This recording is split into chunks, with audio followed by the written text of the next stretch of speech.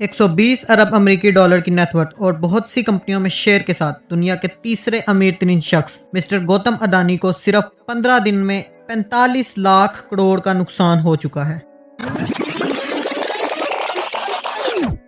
अस्सलाम वालेकुम दोस्तों, आप देख रहे हैं toxic shot YouTube channel. Gautam Adani's net worth continues to decline. Adani Group companies are continuing to face backlash after a report from Hindenburg Research. Major short seller Hindenburg Research. Hindenburg Research. Hindenburg ने जब अपनी report जारी की थी तब कहा था कि कॉर्पोरेट इतिहास का सबसे बड़ा फ्रॉड है। हिंडनबर्ग ये एक अमेरिकन कंपनी है जिसने मिस्टर गौतम अडानी पर करप्शन, मनी लॉन्ड्रिंग और इंडियन लॉज की खिलाफ वर्जी के एलिगेशंस लगाए, जिसके बाद उनकी कंपनी के बॉन्ड सिर्फ 2 दिन में 38% तक गिर चुके हैं।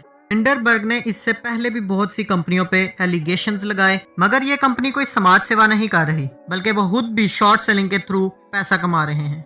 मान लो मैंने एक कंपनी के उधार शेयर मार्केट में 3000 रुपए के सेल कर दिए और मुझे आइडिया है कि कुछ अरसे बाद इस शेयर की कीमत गिर जाने वाली है। जब उन शेयर्स की कीमत गिर के 2000 रह गई तो मैंने वो शेयर दोबारा परचेज कर लिए और मैंने वो शेयर वापस कंपनी को सेल कर दिए 2000 रुपए में। अब मैंने जब मार्केट में उसे सेल किया था तब वो 3000 के सेल किए थे और वहां से परचेज 2000 में किए, 1000 रुपया मेरा प्रॉफिट आ गया। इस सारे प्रोसेस को शॉर्ट सेलिंग कहते हैं, यानी कि किसी कंपनी के शेयर्स डाउन जाने पर पैसे लगाना। इंडिया में सीबी का एक रूल है जिसके मुताबिक कोई भी पब्लिक कंपनी का सिर्फ 75% ही अपने होल्ड में रख सकती है, बाकी के 25% पे पब्लिक का कंट्रोल होना चाहिए।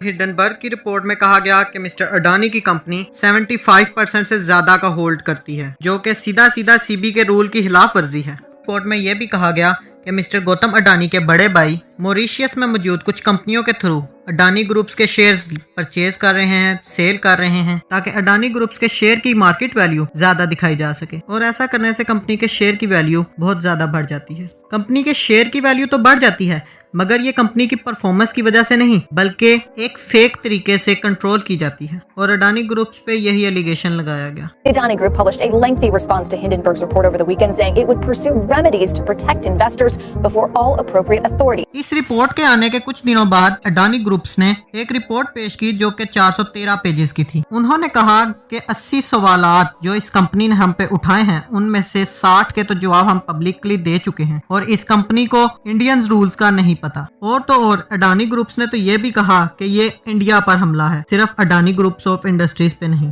Hindenburg Research has published a report on January 24, 2023 and reports published by financial experts and leading national and international credit rating agencies.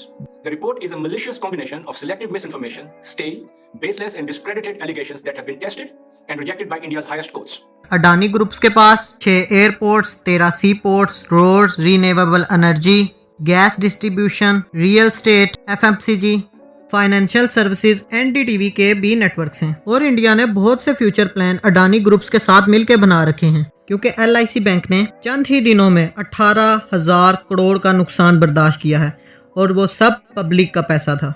अब हम ये तो नहीं जानते कि ये इंडिया पर हमला है या नहीं। इससे इंडिया की जीडीपी पे बहुत बड़ा इम्पैक्ट आएगा।